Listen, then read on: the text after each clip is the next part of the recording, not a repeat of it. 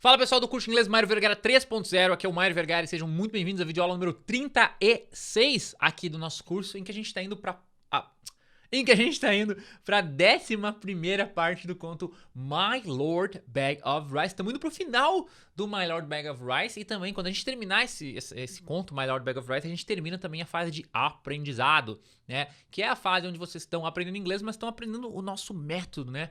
Ou a combinação de métodos que forma o nosso método. Então, vamos lá, sem muita enrolação, parte 11, vamos tocar a bola para frente. Deixa eu baixar aqui, vamos para nossa sessão frase a frase, linha por linha.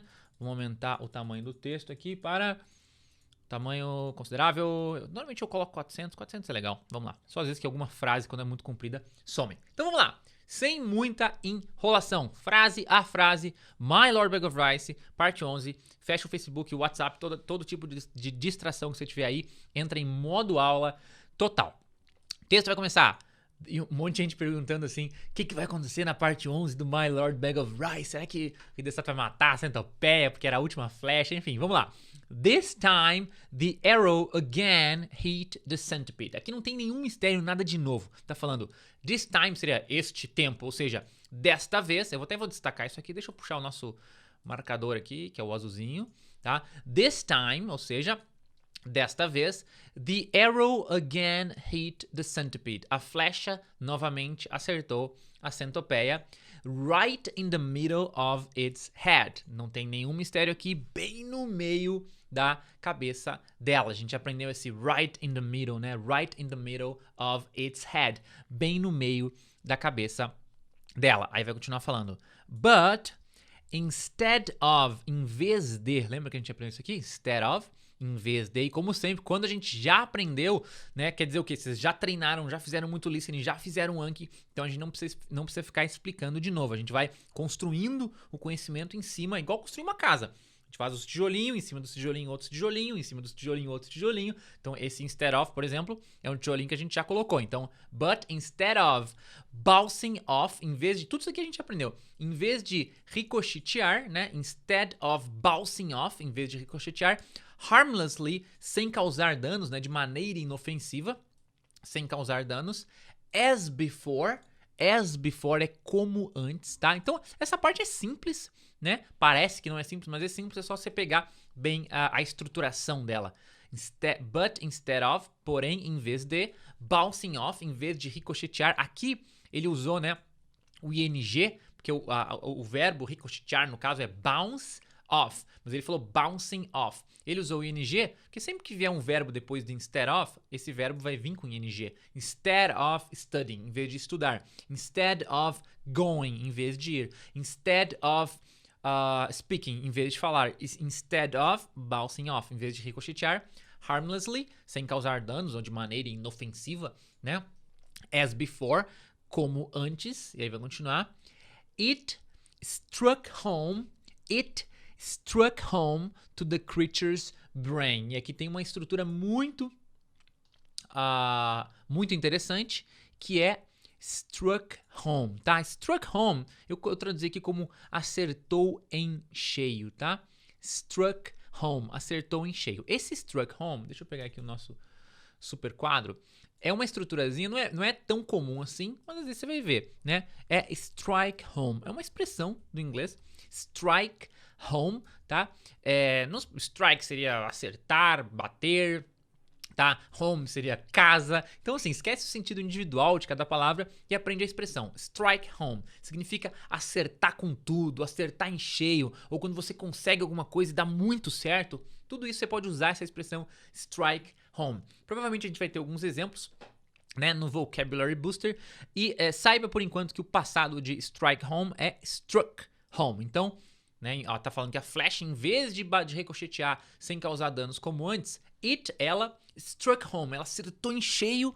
Struck home é onde? To the creature's brain. Então acertou, essa frase inteira, struck home to the creature's brain, acertou em cheio o cérebro da criatura, entendeu? A flecha, em vez de bater e não acertar, não ricochetear e não dar nada, ela struck home, ela acertou em cheio o cérebro da centopeia. Aí vai falar, then, então, né? Then, então, with a convulsive shudder. Deixa eu tomar água aqui que eu até engasguei.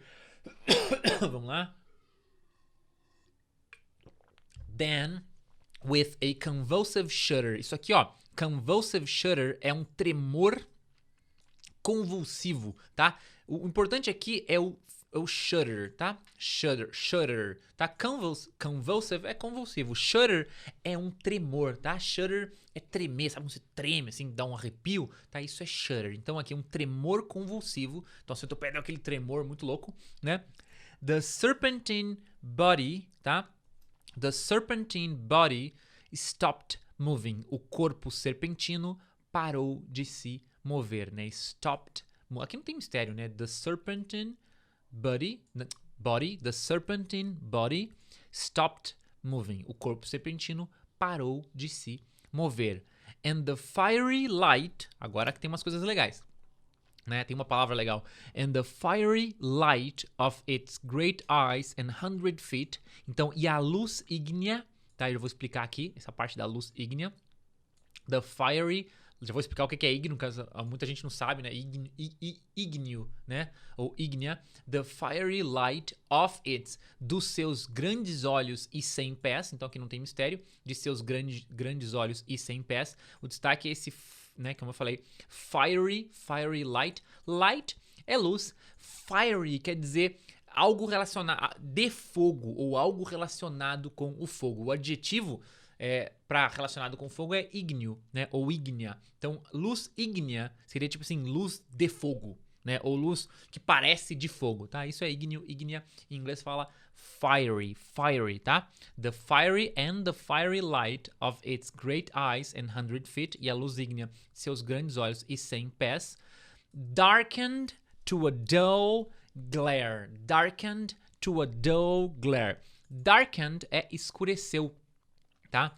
O verbo, você já deve ter ouvido falar da palavra, né? Dark, que é escuro, né? Dark ou darkness. Dark é escuro. Se você falar assim, ó, darkness, você tá falando a escuridão. Agora, o verbo, né? Você pode fazer um verbo. Darken é tipo escurecer, ficar escuro. Então, darkened, no passado, darkened é escureceu. Darkened to a dull glare. Glare é brilho, tá? Glare é brilho. Uma forma de falar brilho. Dull, quando alguma coisa é dull, você tá falando que essa coisa é fraca, não tem intensidade, tá? Então, quando é dull glare, dull, né? Tem que puxar esse L. Dull glare, você tá falando que é um brilho fraco, um brilho sem intensidade. De uma maneira mais literária, um brilho tênue, né? Tênue. Então, dull glare. Vamos marcar aqui. Então, o que ó, só contextualizando, né? The fiery light, a luz ígnea, a luz de fogo, of its great eyes and 100 feet, de seus grandes 100 feet, dos seus grandes olhos e 100 pés, darkened to a dull glare, ou seja, escureceu para um brilho fraco, um brilho tênue, um brilho dull. E aí vai continuar falando, like the sunset of a stormy day, como o pôr do sol de um dia tempestuoso. Duas palavras interessantes aqui.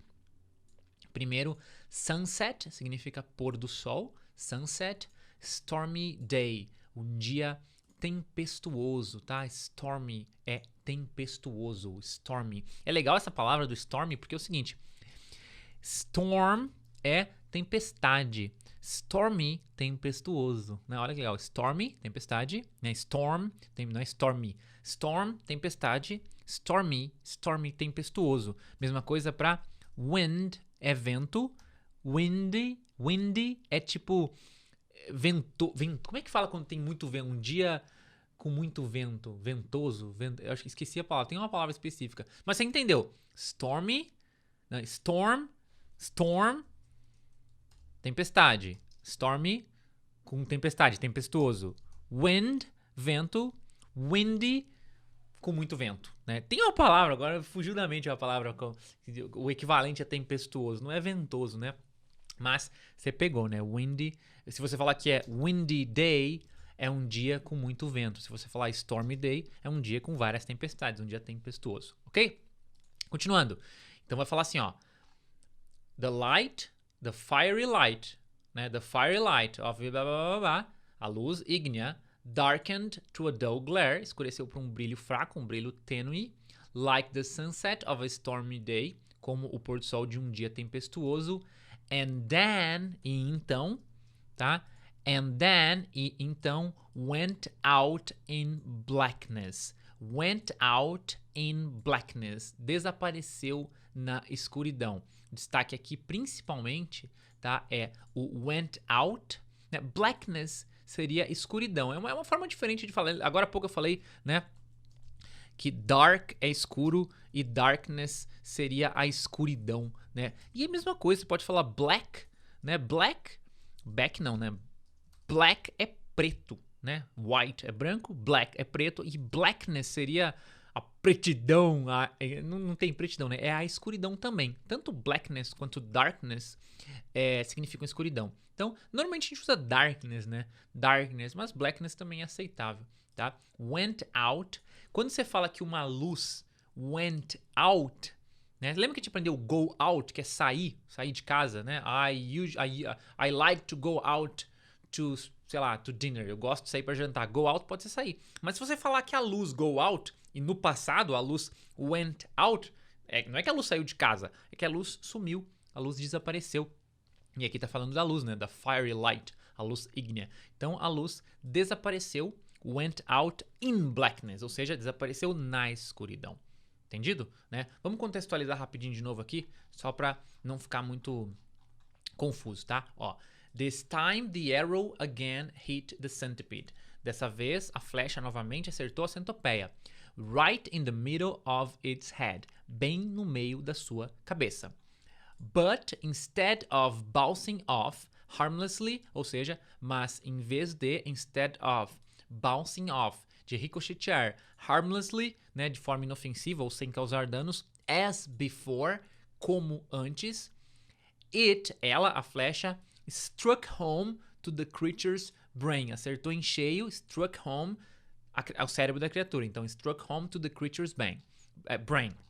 Then, então, with a convulsive shudder, com um tremor convulsivo, the serpentine body, né, o corpo serpentino, stopped moving, parou de se mover, and the fiery light, e a luz ígnea of its great eyes and 100 feet, de seus grandes olhos e 100 pés, darkened to a dull glare, escureceu, né, para um brilho fraco, um brilho dull, um brilho tênue, like the sunset of a stormy day, como o pôr do sol de um dia tempestuoso, and then went out in blackness. E então, went out, desapareceu in blackness, na escuridão, no pretume, não sei, né? Na escuridão, blackness, ok? Vamos lá, continuando. A great, e olha, ele usa darkness, ele usa blackness, a escuridão. A great darkness now overspread the heavens. Uma grande escuridão agora overspread the heavens. Olha que legal. Overspread é cobriu, tá? É no passado. Isso aqui, overspread, cobriu. The heavens seriam os céus. Essa palavrinha overspread é bem legal porque ela é uma combinação de spread, que é espalhar, né? Spread é espalhar, se espalhar, e over, que seria sobre. Então, spread seria espalhar, over seria sobre, e aí eles combinaram essas palavras para falar overspread, que seria tipo cobrir, né? Cobrir, assim, se espalhar e cobrir. Então, a great darkness, né? Uma grande escuridão, now, agora, overspread, ou seja, se espalhou e cobriu the heavens, tá? Depois vai continuar falando. Essas estruturas aqui são muito úteis, tá? Parece que não é útil, uma coisa meio literária, mas é muito útil. Ó, dessa frase. The thunder rolled and the lightning flashed. O trovão estrondou, tá? O trovão estrondou. The thunder rolled. Vou colocar the thunder rolled, marcar até o the junto. O trovão estrondou and the lightning flashed. Por que importa isso aqui? Tá? Porque é o seguinte, thunder é o trovão, tá? O barulho, tá? Lightning é o raio. Sabe quando você escuta um raio na rua, tá uma tempestade, dá aquele bum, aquele barulhão? O barulho é o thunder, é o raio, o relâmpago. The lightning é a luz, tá? A luz, o raio de luz. Poderia ser assim. Aqui poderia até ter falado aqui, né? As luzes também seriam aceitáveis, tá? Mas o thunder é o relâmpago, the lightning é o raio de luz, a luz. Então, como é que fala? O relâmpago estrondou, fez aquele barulho em inglês. Você fala the thunder rolled. É muito esquisito porque usa o verbo roll, e roll é rolar. Então, o trovão rolou? Não é o trovão rolou. O trovão estrondou, fez aquele barulhão. Em inglês é the thunder. Se você falar the thunder rolls, não tá falando que o trovão tá rolando, tá falando que o trovão tá estrondando, tá fazendo aquele barulhão, né? Então, the thunder rolled é o trovão estrondou, fez um barulhão. And the lightning, né? A luz, os raios de luz, flashed. Flash é brilhar, tá? Brilhar, o verbo to flash significa brilhar. Sabe quando você tira uma foto tem o flash? Por isso que chama flash, porque dá aquele brilho. E aí pode ser um verbo. Então aqui the lightning, os raios de luz, ou as luzes, ou os raios, flashed, eles brilharam, tá? E aí vai continuar falando. And the wind roared in fury. E o vento rugiu em fúria, tá? The wind roared, né? Aqui não tem mistério, é o vento, the wind, o vento. Roar é rugir, assim, ó, só sem o ed no final. Roar é rugir, então roared é rugiu in fury, em fúria. O vento rugiu. Muita gente pergunta, Mayra, mas isso aqui não vai ter numa conversa, não vou usar. Você vai usar, tá? A gente acha que essas palavras, saber inglês, gente, não é só saber pedir a batata no McDonald's ou pedir as orientações no aeroporto. Você tem que saber tudo. Pra você saber inglês, essas estruturas vão aparecer. Overspread vai aparecer. Thunder, rolled, vai aparecer. Roared, fury, wind, lightning, flashed, blackness, tudo isso vai aparecer. E a hora que você se perde no inglês é quando até você sabe assim o básico, mas aí você tá numa conversa e alguém fala que o thunder rolled, e aí já era. Você se perde, como assim, thunder rolled, o que é isso? E aí você se perde e perde o fio da meada. Então, pra realmente aprender inglês e chegar na fluência, é essencial saber todos esses termos, tá? Então vamos lá. E aí vai continuar falando. And it seemed as if the world was coming to an end, tá? The world was coming to an end. Então tá falando assim. E it seemed, parecia, tá? And it seemed, parecia. Vamos marcar assim, ó. It seemed as if. Essa aqui é uma boa estrutura, ó. Parecia como se, né? As if é como se. It seemed é parecia, né? Isso, né? O que estava acontecendo, parecia. It seemed as if. Parecia como se, né? A gente aprendeu, na realidade, a gente aprendeu o seem, de parecer, a gente aprendeu as if, mas vamos pegar essa estruturazinha junto aqui, que é bem interessante. And it seemed as if, e parecia como se, the world was, o mundo estivesse, coming to an end. Coming to an end seria vindo para um fim, ou seja, chegando a um fim. Né? Coming é vindo, mas o mundo estivesse vindo para um fim, é meio esquisito essa tradução. Que quer dizer, o mundo, né? Parecia como se o mundo estivesse chegando a um fim, chegando ao final, parecia que estava acabando o mundo. And it seemed as if the world was coming to an end. Aí continuando, vamos contextualizar? Deixa eu pegar aqui, ó. Pegar desde aqui, ó. Then, with a convulsive shudder, então com um tremor convulsivo, the serpentine body stopped moving. O corpo serpentino parou de se mover. And the fiery light, né, e a luz ígnea of its great eyes and 100 feet, de seus grandes olhos e 100 pés, darkened to a dull glare, né, escureceu para um brilho tênue, like the sunset of a stormy day, como o pôr do sol de um dia tempestuoso. And then, e então, went out in blackness, desapareceu na escuridão. Aí vai falar, a great darkness now, uma grande escuridão agora, overspread the heavens, cobriu os céus.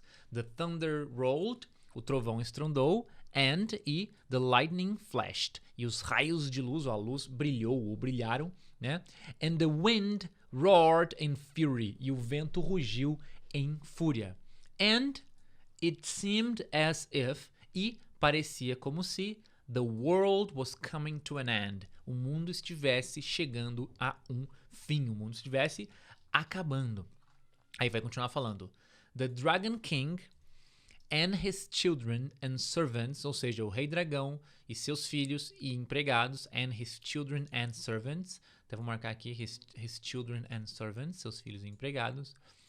All crouched in different parts of the palace, ou seja, todos crouched, tá? Vem do verbo crouch, assim sem o ed no final. To crouch quer dizer se agachar, então all crouched, todos se agacharam. Vou até marcar o all junto, fica legal. All crouched in different parts of the palace, em diferentes partes do palácio.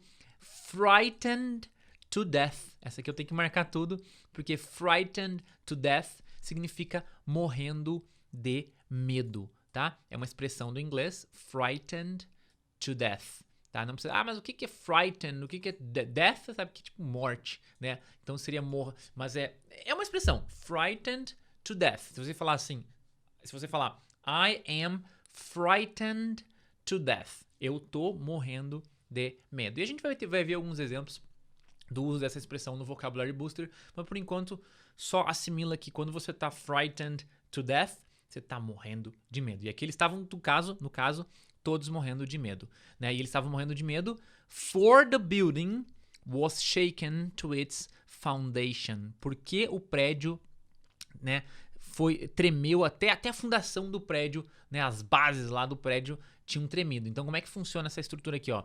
For the building, aqui não é para o prédio, é porque o prédio, tá? Então seria assim, for the building, porque a construção, porque o prédio, building é construção, prédio, foi tremido, was shaken, tô fazendo a tradução aqui ao pé da letra para vocês, né? Vamos colocar até no quadro para ficar mais fácil de vocês entenderem. Se quiser colocar no Anki tanto a tradução que tá aqui quanto a tradução ao pé da letra, também tende a ser bem legal, tá?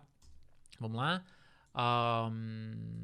For the building, deixa eu deixar longo aqui, assim, seria mais ou menos assim, pois o prédio, for the building was shaken, seria foi tremido, né, ao pé da letra aqui, palavra por palavra, foi tremido até sua fundação, seria isso, for the building, pois o prédio, was shaken, foi tremido, to its foundation, até sua fundação, ou seja, porque até a fundação do prédio tremeu, né, a tradução mais fluida, digamos assim, mais literária, né? Pois até mesmo a fundação do prédio tremeu. E aí vamos continuar falando.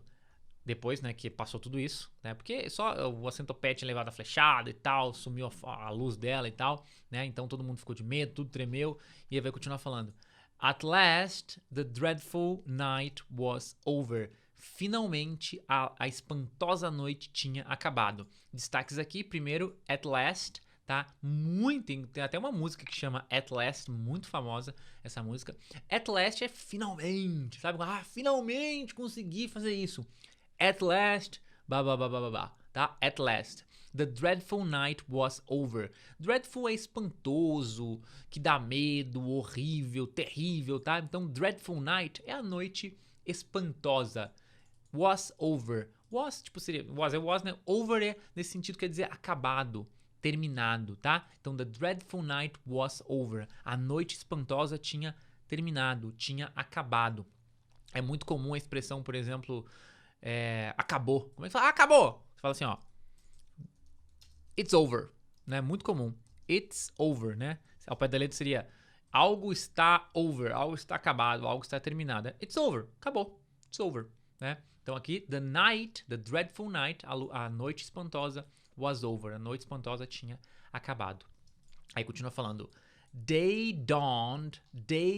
Esse aqui é bem legal, tá? O dia amanheceu beautiful and clear. O destaque aqui é dawned, amanheceu, tá? Essa palavrinha aqui vem da palavra dawn, tá? Essa palavra aqui, ó, dawn, que é o amanhecer, mas pode significar também o amanhecer. Quando você usa como substantivo é o amanhecer, a alvorada, né? Day dawned, beautiful and clear, que é um verbo, né? Dawned. Então o dia amanheceu, né? Muito bonito e muito claro, beautiful and clear. The centipede was gone from the mountain. A centopeia tinha desaparecido da montanha. Destaque aqui, the centipede was gone, tá? E aqui, esse was gone, quando você fala que alguma coisa tá gone, quer dizer que essa coisa foi embora, que essa coisa desapareceu. Igual você pode falar it's over, que eu falei agora há pouco, né? It's over, tipo, acabou. Se você falar assim, ó, it's gone, é tipo, acabou no sentido de foi embora, né? Não tem mais, foi embora, it's gone. Um exemplo mais fácil de você pegar é assim, ó, onde que tá o fulano? E aí você fala assim, ó, he's gone, tipo, ele foi embora, he's gone, né? Porque é diferente de it's over é acabou. Agora, it's gone é tipo, foi embora. E aí você vai usar pra he's gone, ele foi embora. She's gone, ela foi embora. E pode ser assim, pode ser até em certos contextos ele morreu.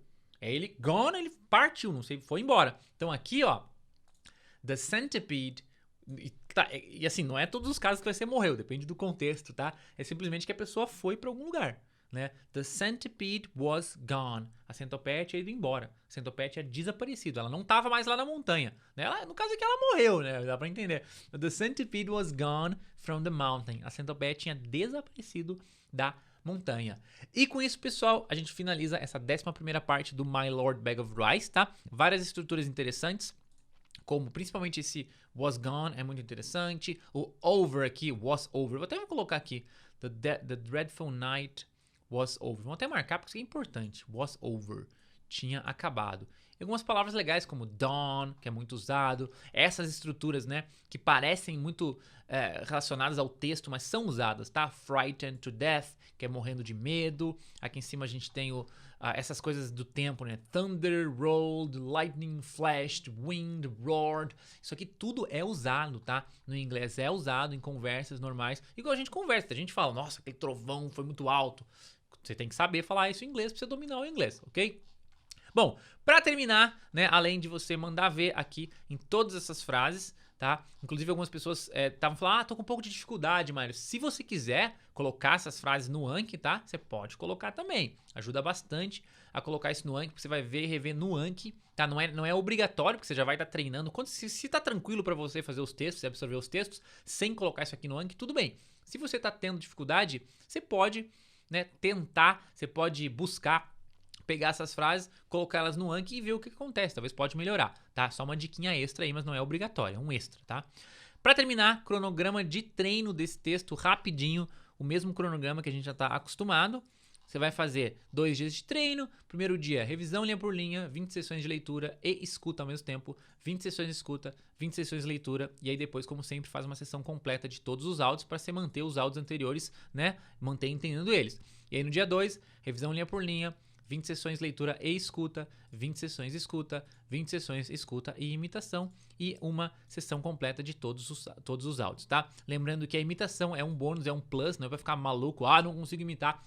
Imita o que você conseguir imitar. O que você não conseguir, não tem problema nenhum. Seu objetivo é chegar no entendimento o máximo possível que você conseguir do texto nesses 2 dias de treino, visando sempre chegar num 90 a 100% de entendimento. Mas só cheguei em 85, Mairo, desse texto. No texto passado eu consegui 90, mas esse eu consegui 85. Tem problema, fica 85 e parte pro próximo. O importante é você estar todo dia estudando inglês, todo dia em contato, todo dia se expondo ao idioma. E claro, se você em 40 sessões você já decorou o texto, já sabe tudo, já consegue repetir, não precisa fazer 120 também, tá? Não precisa ficar se matando aí fazendo 120 repetições se você já consegue aprender em 30, 40, 50 repetições. Aí usa o tempo que sobrar, se sobrar tempo, para você fazer um sentence mining, para de repente você ver um seriado em inglês, para você ter um contato diferente com o idioma, tá? Você tem sempre que na medida do possível, adaptar o seu método aí, ao seu estilo de aprendizado, ao seu tempo livre e essa coisa toda. Então, pessoal, muito obrigado. Espero que vocês tenham gostado muito dessa parte 11 do My Lord Bag of Rice. Estamos se encaminhando aí,